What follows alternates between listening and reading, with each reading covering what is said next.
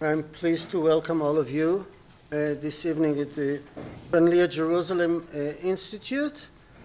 And I want to thank Sivan for suggesting that we organize this evening. And I want to thank Professor Gabi Motzkin, the head of the Leer Jerusalem Institute, for letting us do it and for being here. And I'm very, very glad to introduce Professor Joe Boone of USC, University of Southern California. He's going to talk to us about the homoerotics of Orientalism.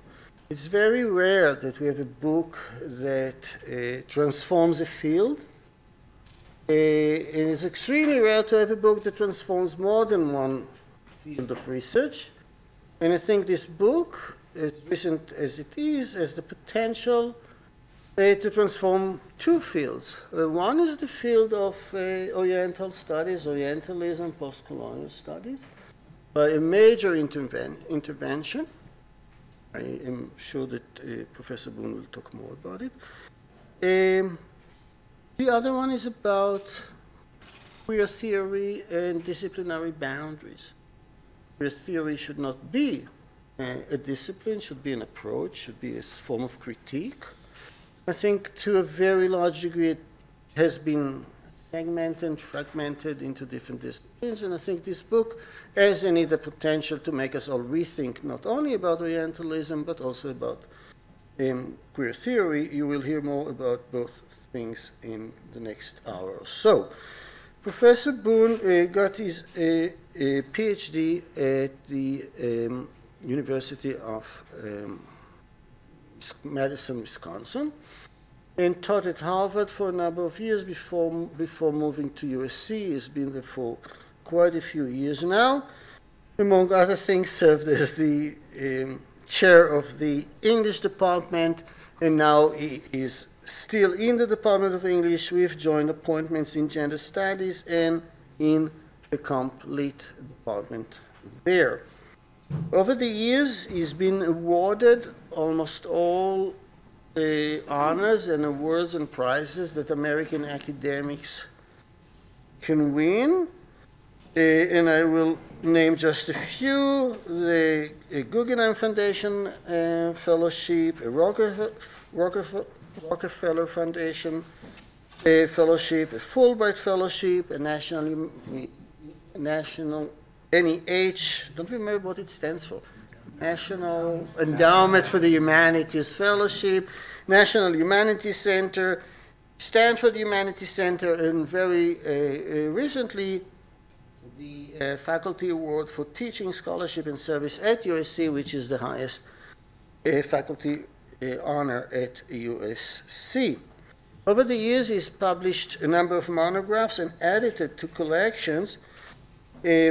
I will not go through the list. I will just mention that in his books, dealing with love, and later dealing with libido, passion, desire, he has been combining, I guess, the most traditional way of reading, very close reading of text, with sophisticated theoretical approaches. I think he does the same in his new project, as we shall see. He also co-edited two extremely important volumes. The first one was in Engendering Man, which was the first collection of articles about man in feminism. What is the place of man as readers, as authors, as theoreticians in feminist literary criticism. He didn't want me to mention when he edited it, but it was a pioneering collection. A few years later, he edited a collection about queer frontiers, which was also original and new, and one of the very first collections to talk about, or to develop even, approaches in queer theory. He just recently finished a wonderful musical based on one of Melville's stories, long novels, and finish a novel of his own. And he's working now on representations, variations, appropriations of Melville in different media in the last 100 years. I'm very, very pleased to have him here, and I welcome him here to talk to us about the homoerotics of Orientalism. I will just add that Sivan, Dr. Sivan Balslev of the Polanski Academy at the Van Leer Institute will be responding to his talk, and then I'll open the floor for questions. Welcome, Jeff.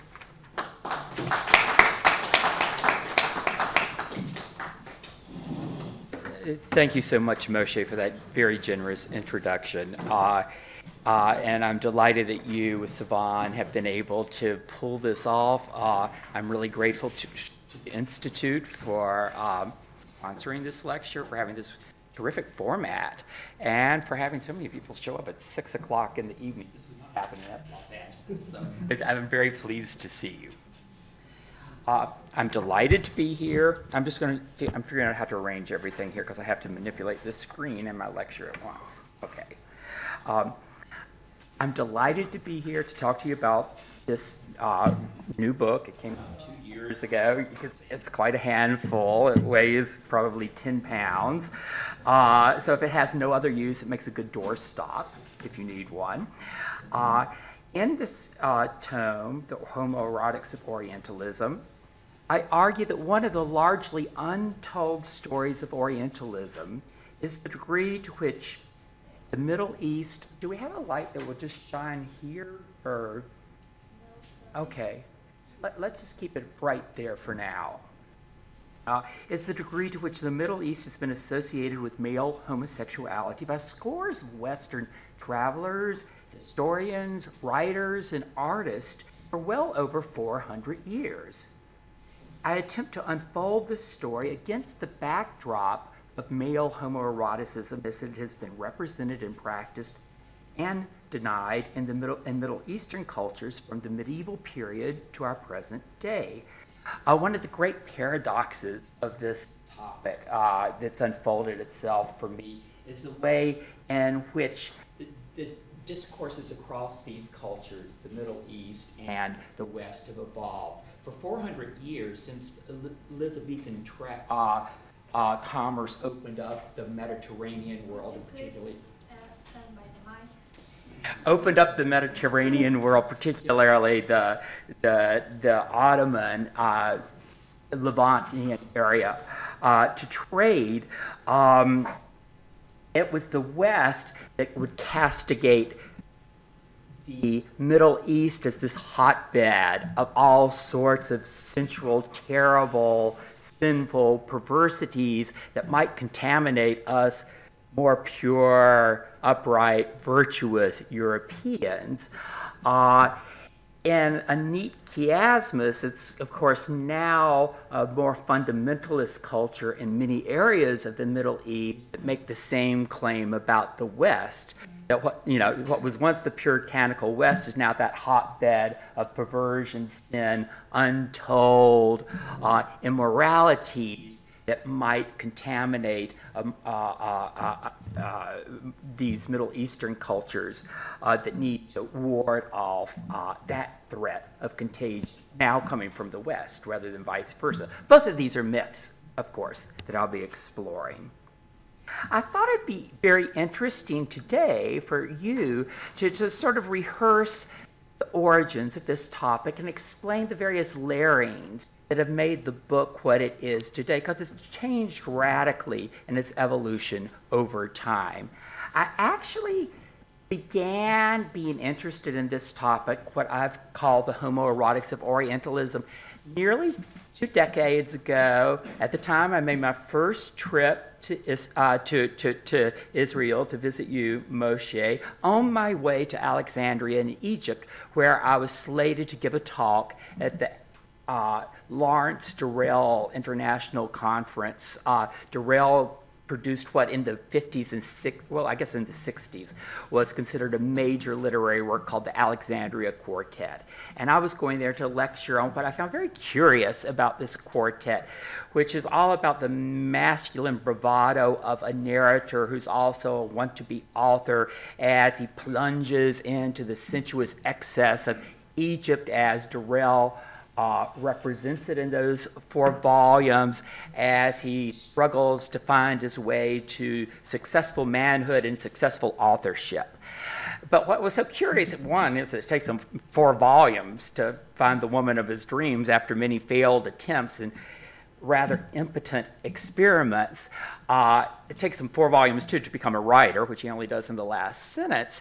What happens along the way as he makes this quest through the labyrinthine of Egyptian sexuality as it's represented in the quartet is the specter of male homoeroticism that keeps popping up here and there and here and there as he narrates his journey, sort of almost spooking home, retarding his forward heterosexual development. And I wondered, what's that all about? That's interesting.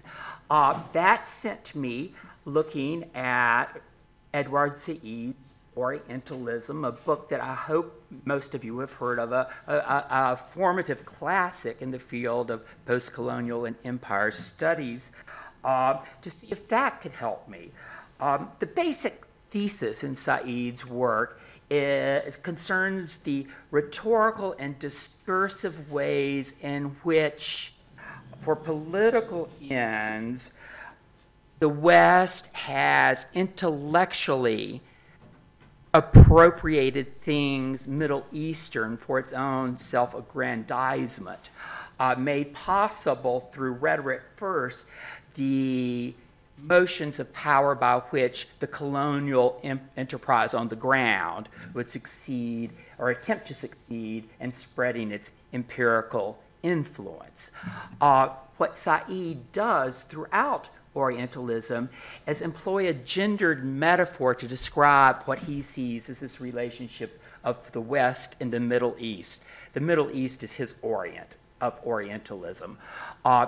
And in this gendered metaphor, he presents a dominant, masculine, powerful West that continually penetrates, sexual term, East that is associated with the female, with sensuality, with excess, with non-reason, but with an exotic bounty of things that the West would like to leech for itself.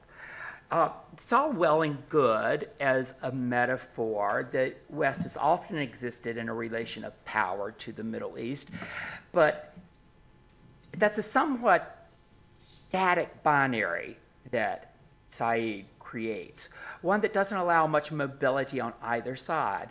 Also, more to my purposes, I found that this metaphor was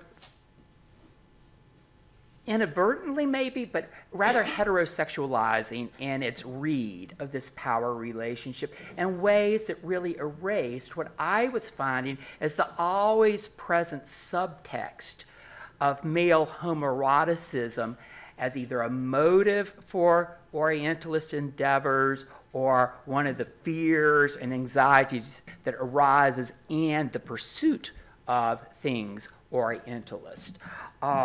So this made me think that there was room to begin developing a thesis that might ask how this homoerotic subtext that I was finding in lots of literary fiction and historical text and travelogues written in the 19th and 20th centuries might help us reformulate the dynamics of so-called Orientalism itself. And so I set out to do this from my own place of expertise, which is literary Anglo-European, well, I should say Anglo-European literature. And often, you know, these are texts with just like Lawrence Durrell, with an ostensibly heterosexual thematic with a strong, latent, not very much remarked upon homoerotic subcurrent in these texts projecting their fantasies and visions of eroticism on the Middle East. Some of the texts that I was interested in at the time, this remember is the starting point of this project, range, say, in the 19th century Anglo-European tradition from Lord Byron's verse poems that exoticize the East, there are dozens of them, to Flaubert's travel journey narrative written in journal form of his 2-year stay in Egypt, mid-19th century, to Pierre Loti's classic novel Asiaday of a British lieutenant who manages to penetrate the harem or the harem of a Turkish person and have a love affair with one of his wives, Asiaday, the woman of the title. Pausing for just a second because it provides a fascinating and good example, I think, of what I find interesting about these texts is what happens in Flaubert's travel journals. Flaubert, major womanizer, affairs all over the place across Europe. He gets to Egypt, he goes crazy visiting courtesans, but in the midst of all these sort of lusty sort of recountings that he gives in graphic details in his journals, he's like amazed at these male dancers that he sees, first of all, and then he begins talking about, oh, you know, all these strange things happen at the bathhouses, and I wonder what that's like. And then he jokes. And of course, I mean, he's joking, wink, wink, at a moment like this, but it's a kind of wink, wink that makes you wonder, you know, what else is there. When he remarks that sodomy between men is quite accepted here. One admits one's sodomy and speaks of it at table. This is table at the hotel.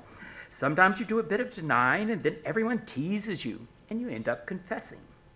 He goes on to say, we consider it part of our duty as good French tourists to indulge in this form of ejaculation, that's his word, if and when the opportunity presents itself. We're never sure from the journals whether or not he makes good on the promise, but the very fact that what to a Western mind in general would seem as a taboo not to be mentioned can receive articulation and even be fantasized about in the context of one's travels to Egypt points to an interesting link between the way the Middle East is used as a springboard for fantasies of sexual otherness that one might not be permitted at home.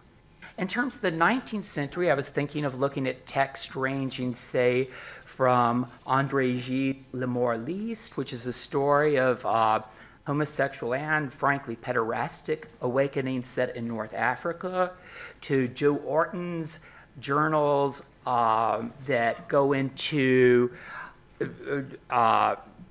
long descriptions of all the affairs he has as he vacations in Morocco, to, of all things, the work that Norman Mailer thought would be his epic grand classic and put him on the literary map once and forever. A novel called Ancient Evenings, which no one has read because it's 950 pages long and not really all that good unless you're interested in the things I'm interested in. Because what happens in this novel is that he turns his eye to Pharaonic Egypt and indulges in a verbal orgy of scene after scene after scene after scene depicting hyper-virile, super-hung Egyptian men having sex with each other. And you want to go, Norman, you know, what is on your mind here that you make this association? How does Egypt release you to express things that you might not otherwise give voice to? So at this stage in my thinking about a project, I was really focusing on two things. One, the degree to which the Middle East was repeatedly being used as this, I almost think of it as a psychic screen, a blank screen on which the Western writer, artist, traveler could project both his fantasies and his fears of male homoeroticism. Second, I was really interested in the degree to which these fantasized encounters, literal or imaginative, with male sexuality in the Middle East, in turn and this happens repeatedly in these texts, destabilized the author's sort of putative claims to masculinity and to heterosexuality. In other words, they begin to realize, or their characters, if not the authors, how constructed, how fragile these categories that they took for granted before these journeys into foreign terrain show them to be. Schooled in post-colonial theory's admonitions to avoid imposing one's own learned sexual scripts onto other cultures, at this point in my work, I really was avoiding addressing the question of whatever were the actual sexual practices and codes and scripts adhering to various Middle Eastern societies and cultures regarding male-on-male sexuality. I kept my focus instead on these Western projections over the last 200 years and literary examples written within the Anglo-European canon. But gradually, the more I investigated, the more I found this original framing inadequate. The more I researched, the more I really felt I came up with really 3 developments. I wanted to move away from the mic. I'm one of those people who walks around the room, so this is hard to just focus my mouth right here. 3 developments occurred or unfolded that added layers of, I hope, sophistication and complexity to the book project as I encountered each. One was that I started doing more research into travel logs written about the Middle East and going backwards in time. My beginning point had been 1800, and I started going back to travel logs written from the early modern Elizabethan period forward in several languages, and was surprised at the recurrence much more frequently than I would have thought through hundreds of texts of these travelogues of observations about Middle Eastern sodomy or pederasty, different words are used, occurring and startling these people writing the accounts. This led me to believe that the phenomenon I was looking at had much deeper roots than I originally imagined. Roots that go into Ottoman, Persian, and Arabic dispensations across a 400, 500, even 600-year period of Western interchange with those domains. And it led me to suspect that these references were doing more than what is obvious that they were doing. They were not just, there to cast aspersions on the sinful infidel, as religious propaganda. That is part of the job they're doing. But I began to think, well, it's not just that. It wouldn't recur this many times. Likewise, these are, just not simply examples of Western fantasies. There is some correlative going on here that I need to take into account. So I was beginning to realize that the observations of male homoeroticism recounted in these texts were already framed by, already an implicit, if not explicit, dialogue with Middle Eastern sexual cultures in which male homoeroticism was one of many erotic expressions, itself took multiple forms up to almost the beginning of the 20th century. Now this leads to the second sort of level layering or development to change the shape of this book. And that was seeing the degree to which my intuition that there was more than simply projection, fantasy level sort of engagement going on in these Western texts. And that being substantiated by the appearance, beginning about in earnest a decade ago, of a number of dazzling, and I mean that word sincerely, dazzling histories of Middle Eastern sexualities written by theoretically sophisticated scholars of sexuality, fluent in Ottoman and Persian and Arabic, who were bringing to light archives largely untouched by previous Middle Eastern scholars, because of their sensitive subject matters. We have one sitting in the room here who turned out a pivotal article. Another professor in your department has done this work too, so there's been one home for it here. Now, what these studies of Middle Eastern sexuality have made clear against old readings of this heritage is the degree to which sex and romance between men had once been a widely institutionalized aspect of Ottoman, Persian, and Arabic cultures from the medieval period up to the beginning of the 20th century. These sexual scripts, in the words of Dror Ze'evi, reveal few of the modern West's rigid boundaries distinguishing homosexuality from heterosexuality, and almost no sense of deviance from a compelling norm. Ze'evi's comment is well illustrated, I think, in this miniature that I came across in a Persian manuscript of Sadi's Kuliyat, mid-16th century, in the British Library, an image that I've never seen reproduced everywhere. The image is actually about this big on the page. You have to think about this with a lot of the images I show you from the miniaturist tradition. Your eye really has to look carefully. This is a scene illustrating a story, a verse tale, that's set in a brothel, and it sort of loosely semi-illustrates some of the shenanigans going on in the tale. Architecturally,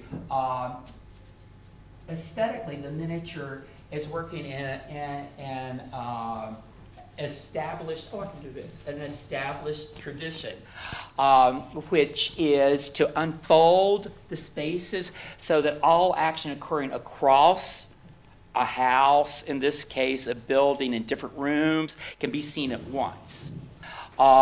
It's taking the God's eye view of things, this sort of omniscient overview.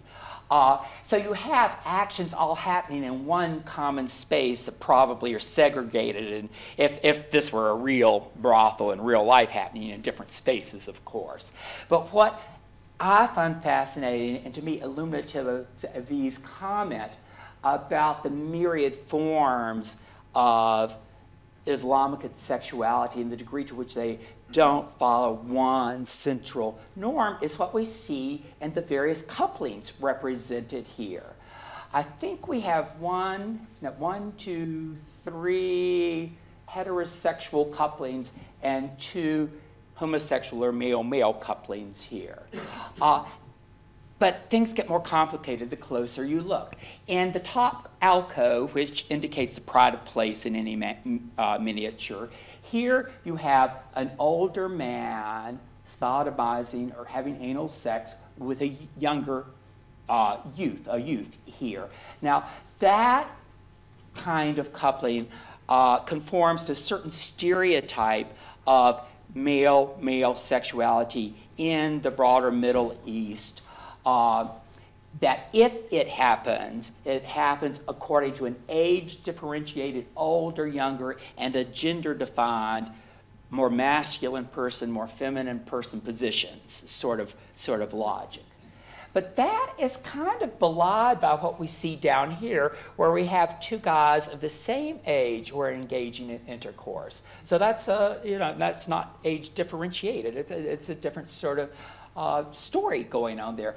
These would seem to be our traditional heterosexual positions, man on top, woman on bottom. The most interesting one is this right here, where you have the kneeling youth who is with his hand digitally pleasuring the standing woman. There's an actual hierarchy of height and kneeling here that reverses the gendered sort of dynamic. As well as the reversal that's going on by the fact that it seems that she is the one who's receiving pleasure here.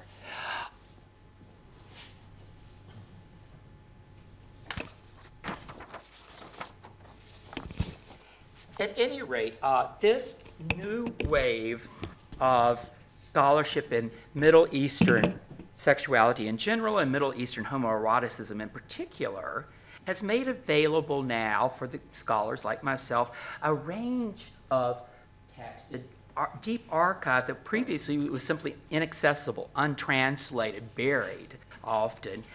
And so it's become my goal increasingly to put my Western sources into conversation with the literary and visual representations emanating from Middle Eastern culture itself. So rather than my project simply taking a sort of unidirectional approach, the West projections onto the Middle East, now I'm looking at something more like a two-way street, or maybe a multi-laned highway by the time I got done with my research. And so all the many crossings that one has and the interchanges that work in what I'm calling the homoerotics of Orientalism.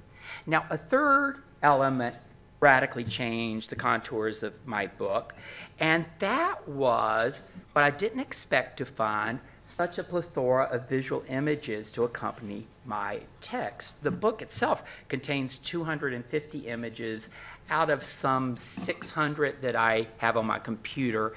The commonplace that art historians sort of cite is that there's nothing to be found in the Middle Eastern tradition itself because of customs of decorum, et cetera, et cetera.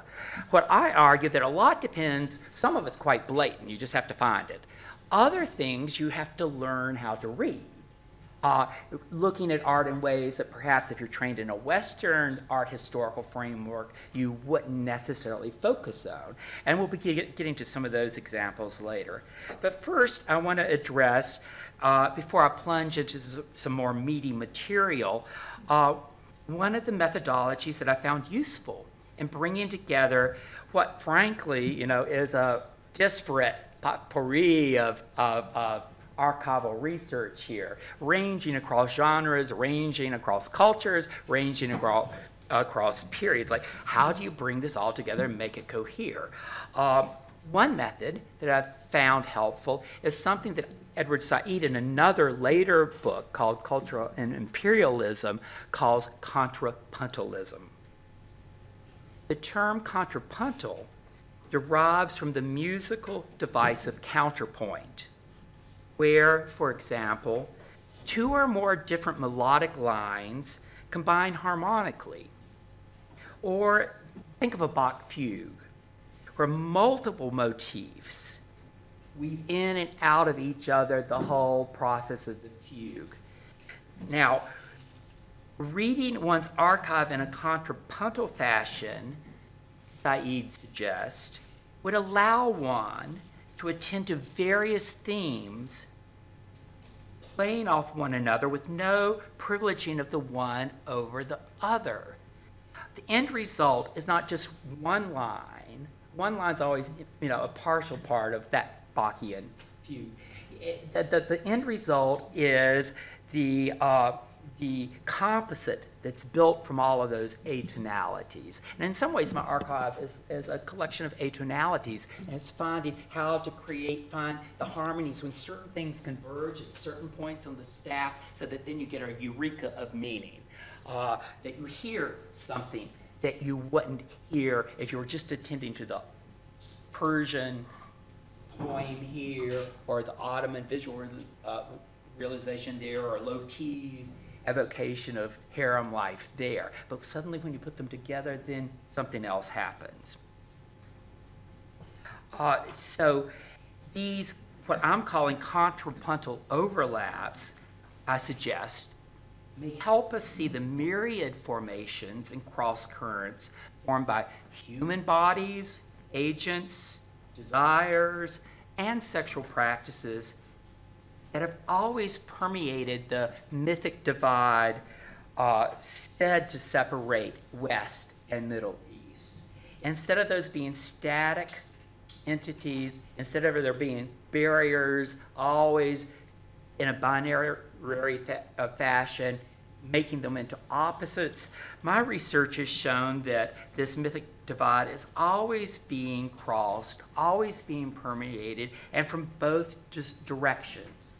And that there's intellectual heft or weight from learning to look at this movement across supposed boundaries.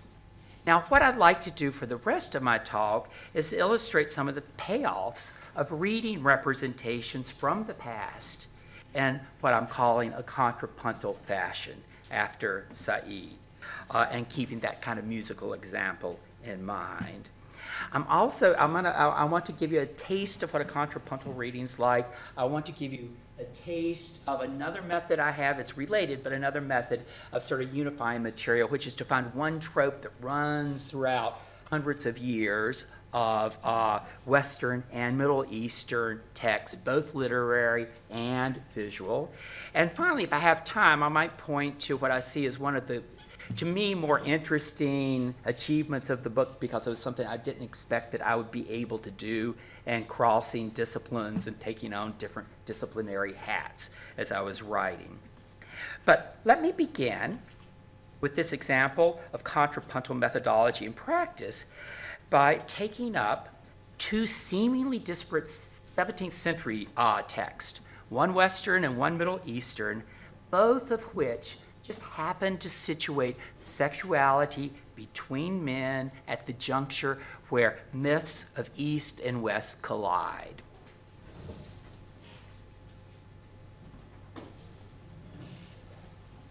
Oh, there's one slide. It's either out of order or missing. There it is. One of these texts, a true narrative of a wonderful accident pertaining to a Christian slave who's captured in Aleppo, and that should not do that without me. That's bad. This is a religious pamphlet, all of 10 pages, published anonymously in London, very didactic sort of text. This poem, written within a 40-year span of this narrative, is a flowery poem of 300 couplets. So it's seemingly quite a different genre that is part of this book-length narrative called Heftan. Now, despite the differences in their cultural origins and in the literary mode or genres that the two represent, both are in fact captivity narratives that also become religious allegories. Both involve capture at sea by the infidel other, homoerotic tensions, imprisonment, legal judgments, escape attempts, and reversals of fortune, in ways that bring the two into a surprising congruity despite their differences. Now, A Wonderful Accident, which I'm going to talk about very briefly now, was written 1676, is at a time of great tension in the West as the Ottoman militaristic forces are moving nearer and nearer. They've already reached, taken over a lot of Poland. Within 7 years, they'll be at the walls of Vienna. So the threat to the West of actually falling to the Ottomans is great.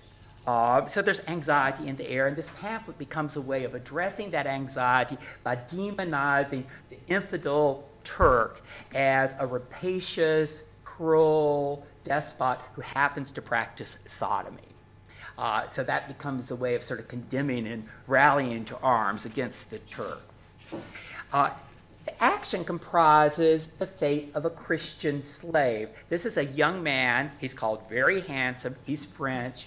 He's been kidnapped at sea by Turkish corsairs, and he's been brought to Aleppo, where he's become the slave servant of a master whose steward, who runs the household, happens to be, according to the pamphlet, one of those Turks much addicted to that horrid and natural sin too frequent with the Mohammedans, namely sodomy. First he tries to seduce the French boy who's caught his eye. Doesn't work. The guy holds out the slave. Then he undertakes to rape him, at which point the French youth rallies his strength, and in the name of Christian virtue strikes the steward dead, runs away, only to be captured, brought back to Aleppo, where he's put on trial. Now, some interesting twist happened when he's charged with murder. You'd think that part of the demonization of the Turks here would be that they just immediately execute him. No, instead, the magistrate in charge of the hearings actually upholds the youth's innocence. He has an agenda, though, up his sleeve. He believes that the youth had a right to kill the steward who was trying to rape him. And his agenda is that he, no less than the pamphlet's author, sees the base sin of sodomy as being too frequent among his fellow Turks, and he wants to put a cap on it. But something else happens, which is that the general populace say, no, no, no, you've got to change your decision, and he's really forced to make a new ruling. He's not forced by the general populace because they don't believe the rape happened, or that they even are concerned about sodomy one way or another, the sexual account that's happened. They think that whether or not the slave is guilty or innocent, he should be persecuted because otherwise it will set a bad example for other slaves who might run away from their masters. So it comes down to the purely pragmatic, economic, how do you keep the social order in line? So the slave is sent off to be executed, at which point the youth prays to God that he gives him a sign of his spiritual innocence by leaving his body unmarked by the execution. And this is going to happen, and that's the wonderful accident, the miracle of the title. But something more curious happens first, which is, in preparation for his execution, the handsome French youth is stripped naked in a rather loving passage describing his beautiful flesh, the same flesh. And this is what's ironic. This is exactly the same body that's driven the mastered steward crazy with desire, and that has been, the action that's been condemned. Yet here, the flesh is being paraded, perhaps unconsciously, in this deconstructive, destabilizing irony for the reader of the pamphlet, in our reader's eye. He's executed. His body is thrown along with other executed corpses in this heap of bodies that the wild dogs are tearing at. The miracle happens when the dogs refuse to touch his body. They chew up all the other corpses of the executed, but leave his body pure as the chastity that he maintained as a good Christian, pushing back the advances of the heathen sodomitical steward, and his reward, signified by his untouched body, is heavenly apotheosis. This is an allegory of the right path for the chaste and pure Christian. Okay? Now, Heftan, my other text, at first glance seems to issue from another world altogether, because this is a love story between men that ends happily. Here, we begin our tale with two youths. No, I'll go backwards to get to where I want to think. Yeah. With two youths named Tayyib and Tahir, who have grown up best friends. They do everything together. They inherit fortunes from their fathers, and like any teenager, once their parents have died, they spend their money on all the pleasures that send you to ruin: wine, music, dance, and sex with boys and girls.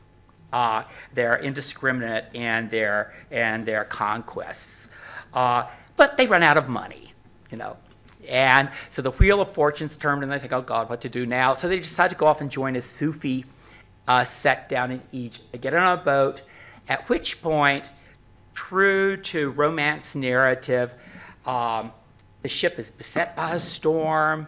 This is an image that's equivalent to how they spend their youth, frivolously spending away their time at the tavern here with the dancing boy entertaining them, as one eats and drinks all these sins all together, the delicious sins all together. Okay, so they're off to sea. The shipwreck happens. They emerge as the two survivors from the wreck. I found one illustrated manuscript of the poem that actually, this is the only one with illustrations. And here we see them on the mast of the ship, sort of floating to survival when what should appear but the ship of an infidel. Who's the infidel here? In this case, it would be the Christians versus our reading of the infidel. And So they're taken prisoner by Christians, taken off to Europe, where they are separated and each becomes slave to a different master. Tahir, I believe it is, becomes a slave of Sir John, a nobleman, and Tayyib, his soulmate, best friend, becomes a slave of Jono. So you see these how the names make each pair sort of mirror reflections of each other. It's the way allegory works in a story like this. But so they're captive, just like the French youth found himself captive in a wonderful accident. But with one major difference, because instead of there being an evil steward set to have his way with these boys, it turns out that Sir John and Jono are these elegant, handsome, beautiful, refined noblemen with whom each of the boys falls in love. And ultimately, the two masters reunite the two boys at a garden party that happens at Sir John's. What's interesting about this garden party, and here's an illustration from this one manuscript.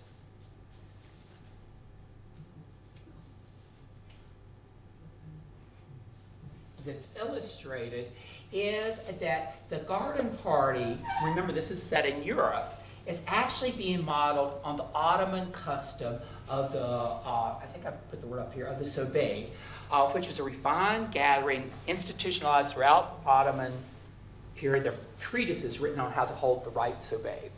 But it would be a garden party where nobles, the elite men entertain beautiful youths, wooing them with wine, poetry, flirtation, song. Here we have it transposed to the West as a Western event as everyone's reunited.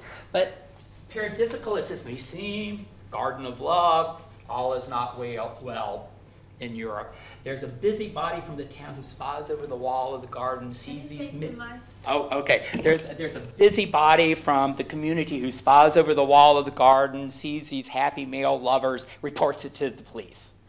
So the police come in and arrest all four, and proceeds to sentence the boys to death and the men to prison.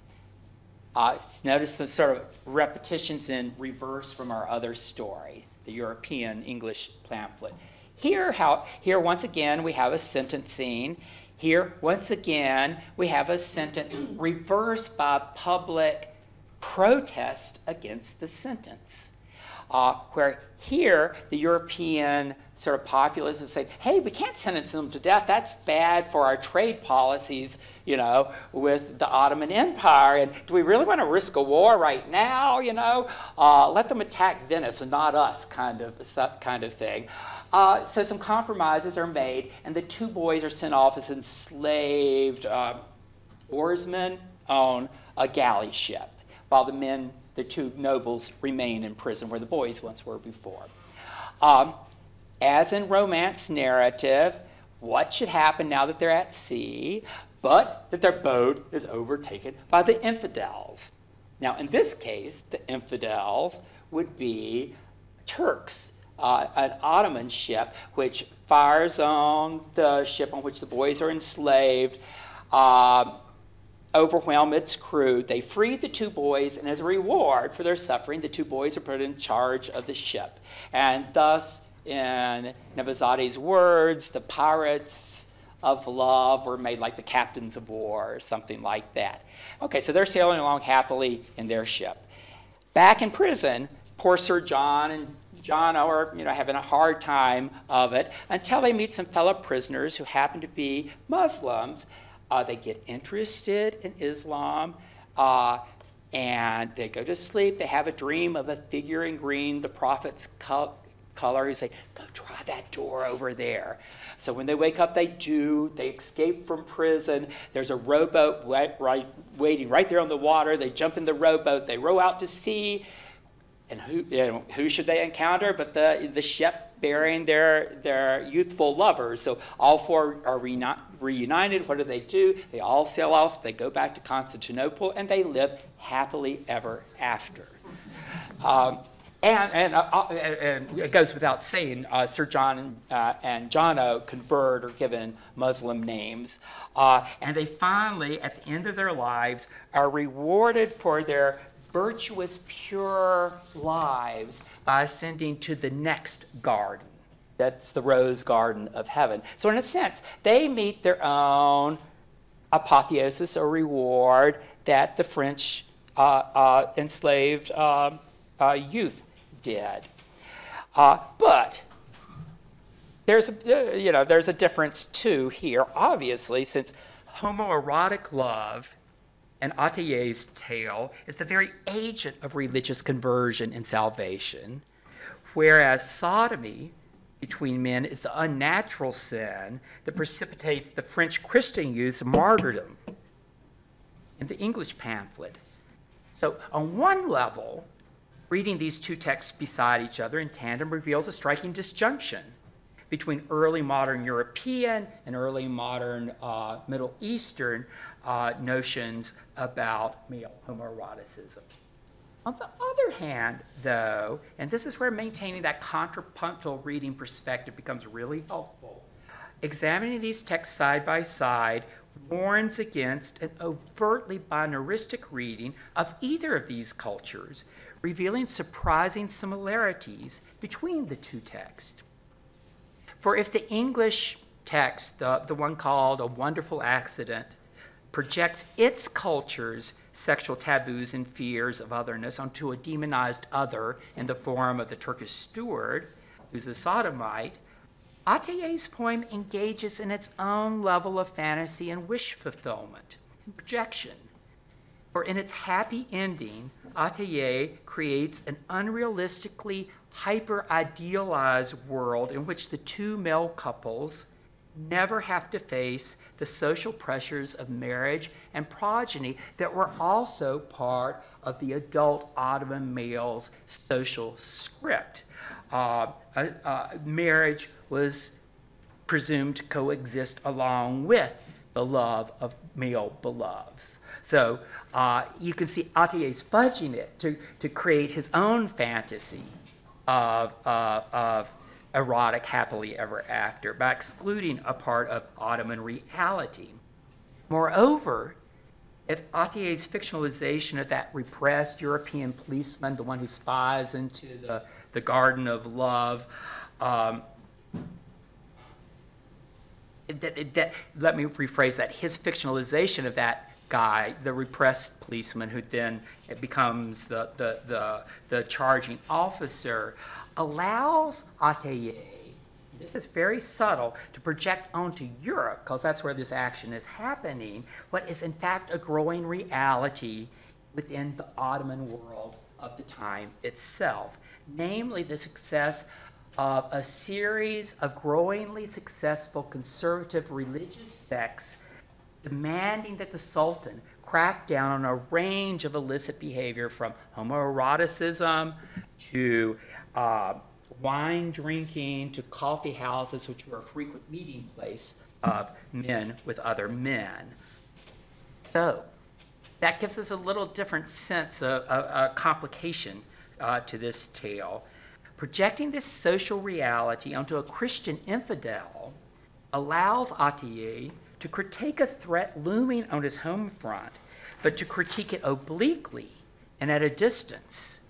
Likewise, if reading these texts beside each other discloses a latent similarity between homophobic English culture and the repressive zealotry at home that Atiyeh fears is threatening the Ottoman heritage of homoerotic bonding between men, the unabashed homophobia that we saw in A Wonderful Accident doesn't preclude a degree of homoerotic voyeurism when it comes, as I told you, to displaying the naked male body of the handsome Christian martyr to the viewer. These linkages and disconnections between so-called East and West over the terrain of male homoerotic desire reveal in examples like these a complexly imbricated history whose representations and actualities can't be reduced to the oppositions the popular imagine often summons forth when using charges of homosexuality to categorize and castigate the other. What's my time frame now? Do I have time left or not? 5 minutes? I don't want to go overboard because I could go on for the next 3 hours. But what I'll do is just run you through images quite quickly. One way of finding a strand that connects so many of these texts is to take up the trope of the baths. I have a whole chapter dedicated to tropes that somehow managed to exist over this 400, 500 year spell. One is the beautiful youth.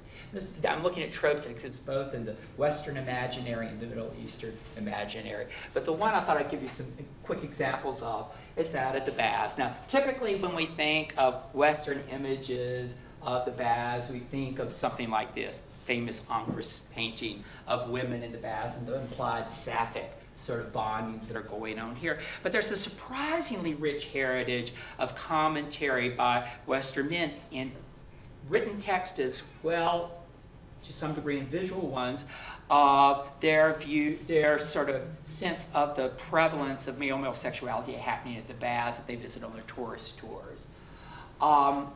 And this sort of Western perception, I'm skipping examples that I can read, finds its reflection in a pre-existing history of visual and textual Middle Eastern representations of male homoeroticism at the baths. Now, on one hand, I love this, it's a single-page miniature from the Topkapi Palace.